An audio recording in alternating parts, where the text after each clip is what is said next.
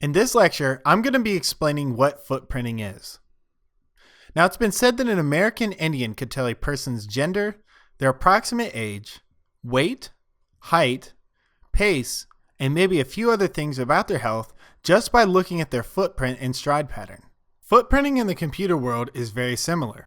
It's a process of gathering data about a certain target, usually for the purpose of exploiting that information to compromise the target.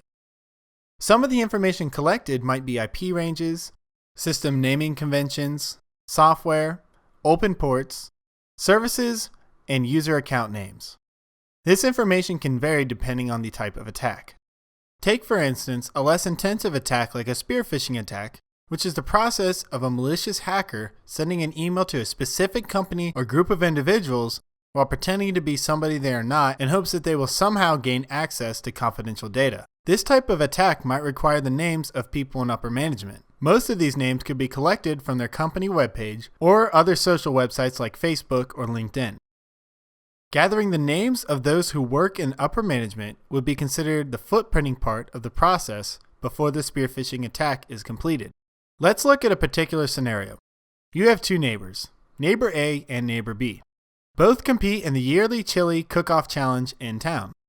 Neighbor B is failing miserably, and neighbor A has a legendary recipe. Neighbor B decides to try and steal the recipe from neighbor A. First, he must footprint his neighbor's house, so he decides to walk around the house and looks at the doors, windows, lights, and fence, but he doesn't find any way he can get into his house, and he stops looking because he doesn't want to get caught sneaking around.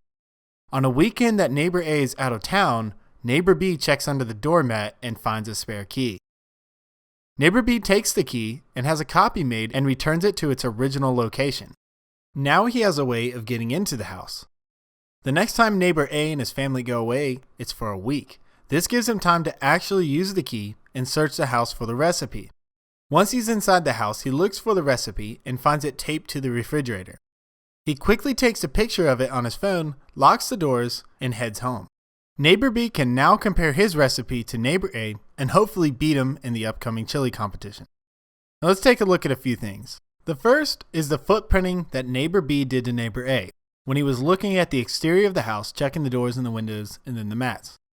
This is comparable to like running a port scan with Nmap or scanning a computer with something like OpenVAS looking for vulnerabilities. Once neighbor B found a vulnerability, in other words, he found the key under the doormat, the footprinting process was done, and he was free to move on and exploit the vulnerability that he found, which was the key being under the doormat. And he didn't make it obvious that he intruded the place either, because he took a picture of the recipe instead of actually taking the recipe off of the fridge, which neighbor A would notice when he got home.